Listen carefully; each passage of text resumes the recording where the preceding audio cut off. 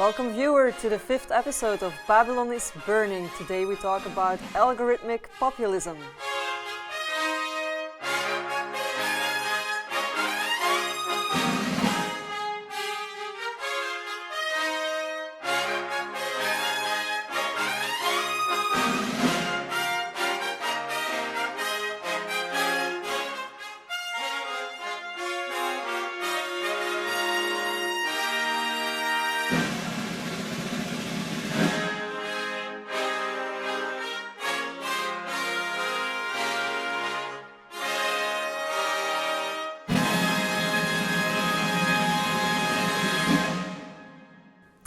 In the studio today we have Ico Maly. Ico, such a tongue twister. Why do you force me to talk about algorithmic populism today?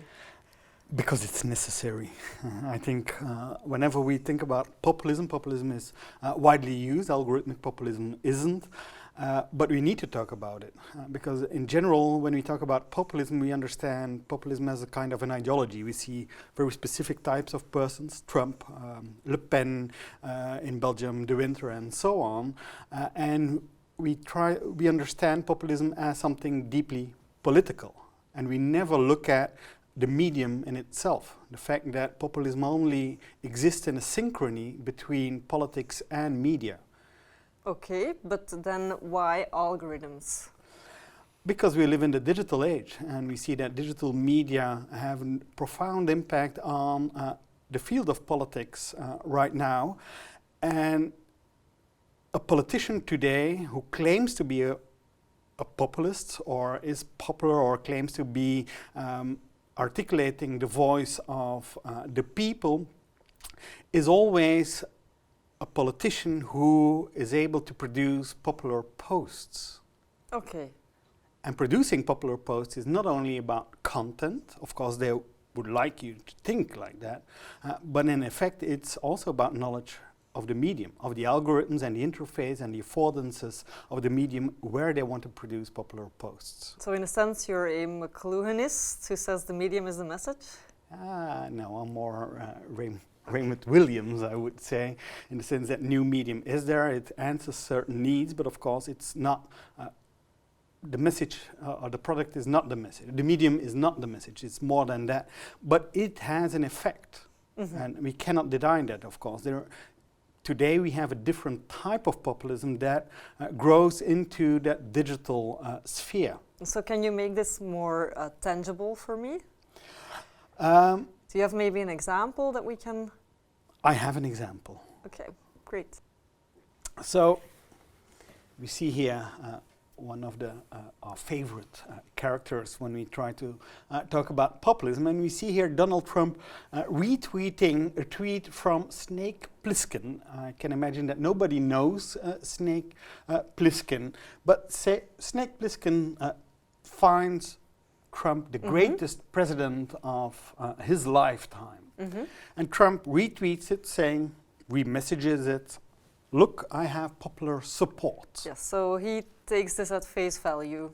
Yes, and it's part of his message. He communicates not through his own voice, but by retweeting the voice of somebody else who we all should imagine, I think, as a common person. Yes, so he feels endorsed by this Yes. common person's support for his policy, or so we think, or Yes. so Trump thinks, perhaps? Well, or at least he wants to give that impression, because this is, of course, a random example. You will find dozens of examples where he retweets him. But of course, there's something very strange going on here.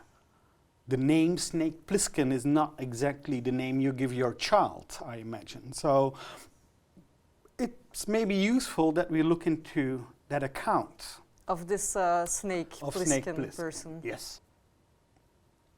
So, okay. this is Snake Plissken, and of course he uses a profile pic of Kurt Russell, and we'll see later on that that is not a coincidence.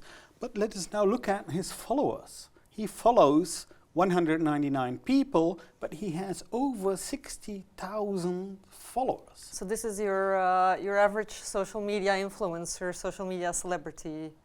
One would think, at least he has the golden ratio where he's truly has a large audience. If you then look at all the tweets he does, all these tweets are pro-Trump, are deeply conservative, alt-right voice that is happening there. But there's more. He's registered in April 2018, and this is a screenshot taken from October 2018. So in 6 months, he manages to get such an amount of followers.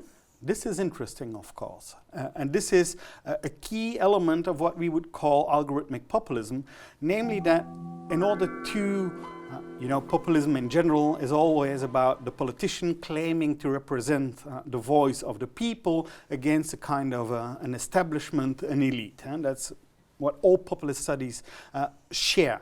But what they don't share is looking at uptake. And of course, if we think about affordances of new media, we have to look at uptake, and we have to look at how so-called common people interact with the president, how the president is retweeting their voice, and how that becomes proof of the fact that they are the voice of the people, that he is truly being carried by the people. Okay, but when I think amassing 63,000 followers over 6 months' time, then I'm thinking bots, but we'll talk more about that topic after the commercial break.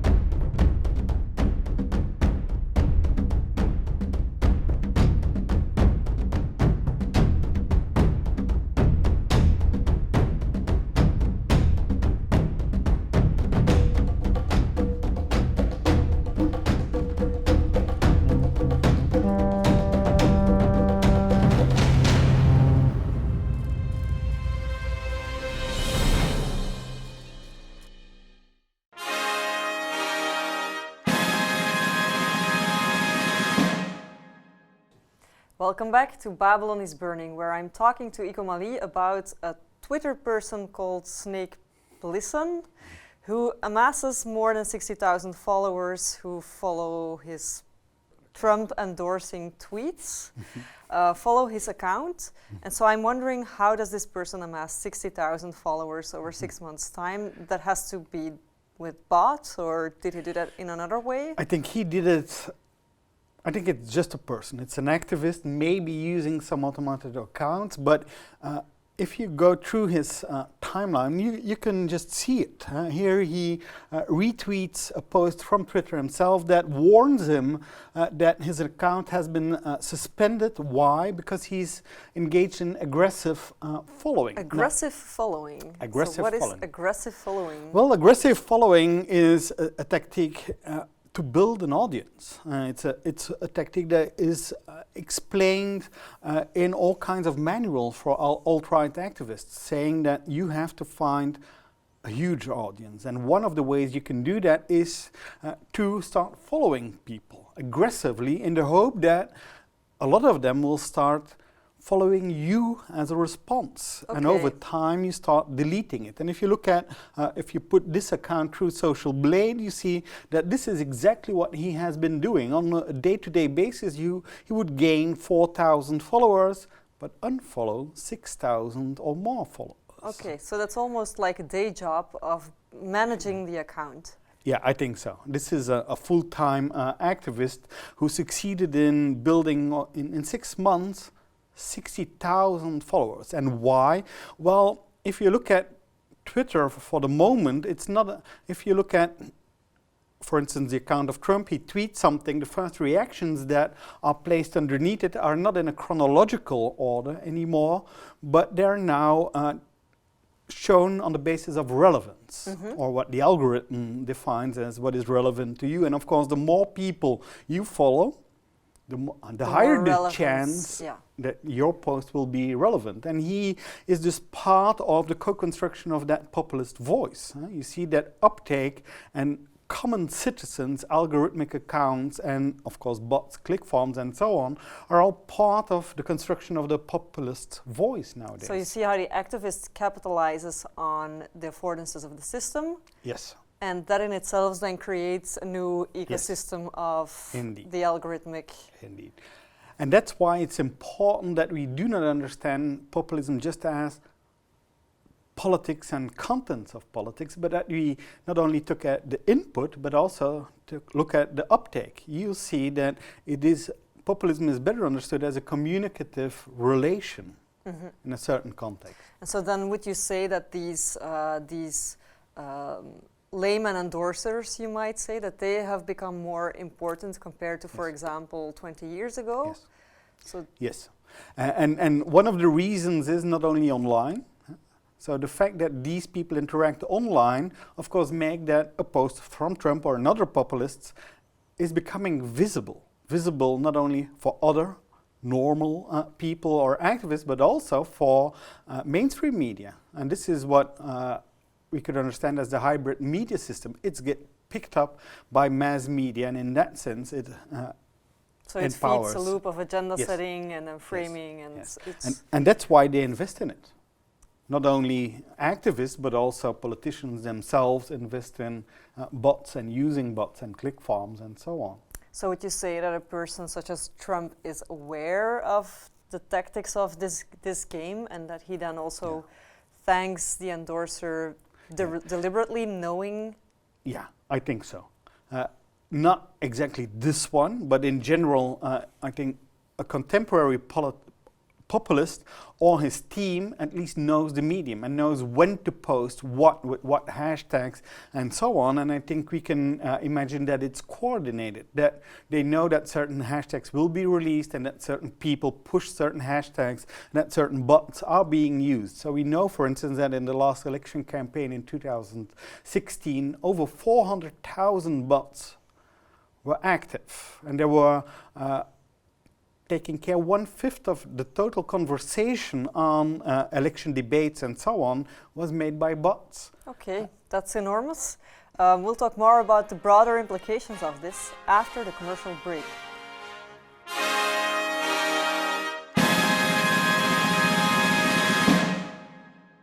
Every step online leaves digital footprints. We create a digital self. Today, cultures and societies are shaped by digitalization and globalization. We send chat messages, artists expand their work to vlogging, and we're connected with different people, places and cultures 24/7. During our program Online Culture, you study culture in this digitalizing and globalizing world. Digitalization influences the shape of communication and cultural products. We have always changed and changed our behavior according to the context we find ourselves in. What is new about digital environments is that now we can crop, filter, Photoshop, and in other ways edit our self-representation. Graduate as an independent thinker who will be essential for tomorrow's job market.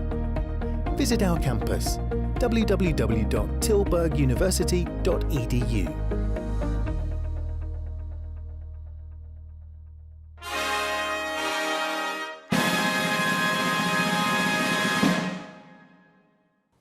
Welcome back to Babylon is Burning. So Ico, what are the broader implications of this algorithmic populist lifetime that we live in?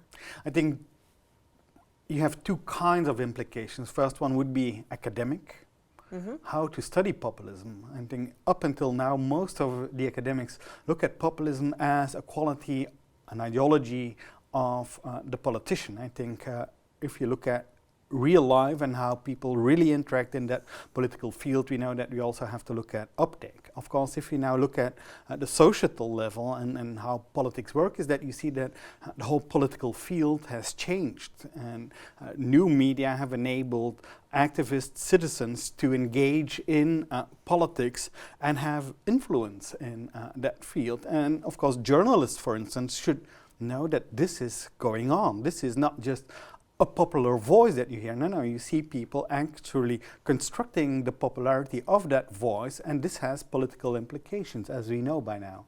So the playfield has been leveled in some regards? Yeah.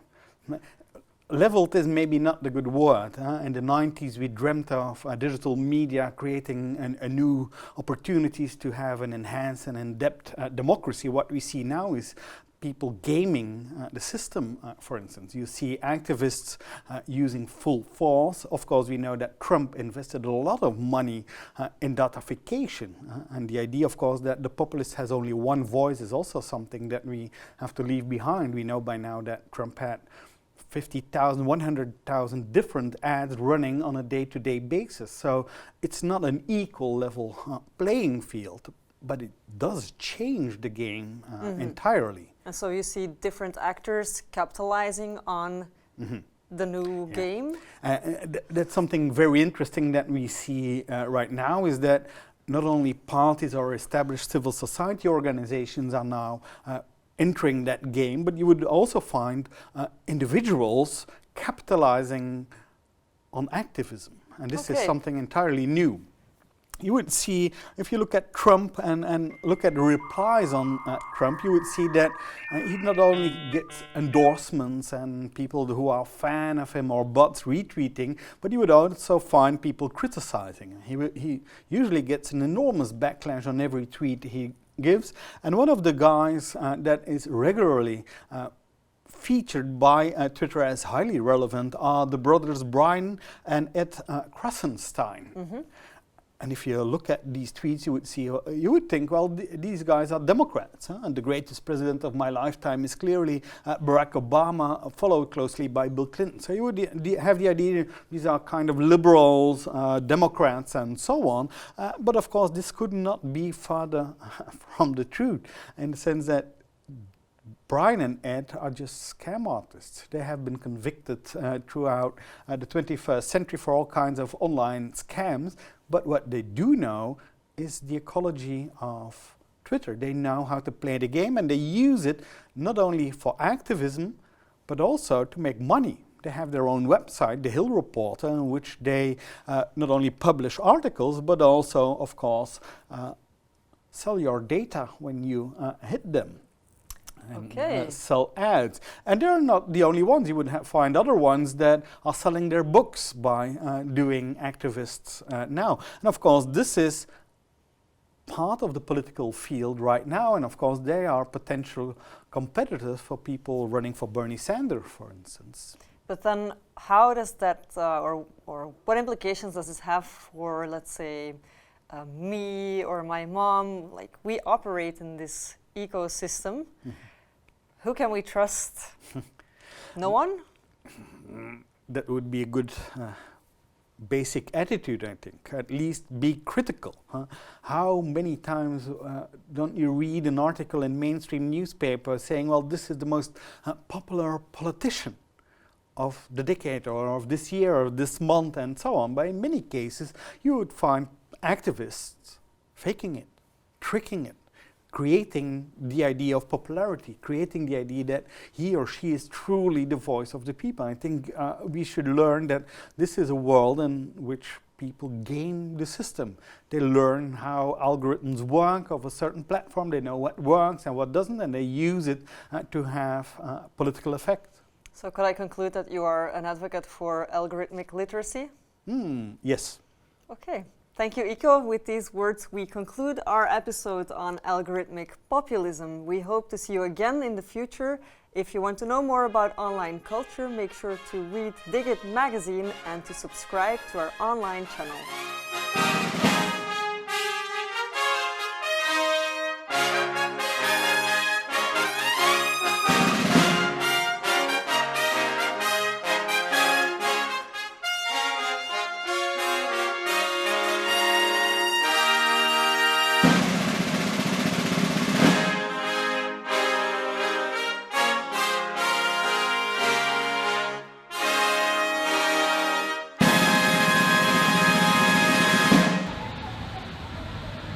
Why are we doing this outside? Well, because it's cold and it's starting to rain and we can easily do it from a studio. I'm just wondering what... Yeah, well, that's very easy for you to say in your ivory tower. I'm just wondering... Really? Really? Okay, do you hear what you just said?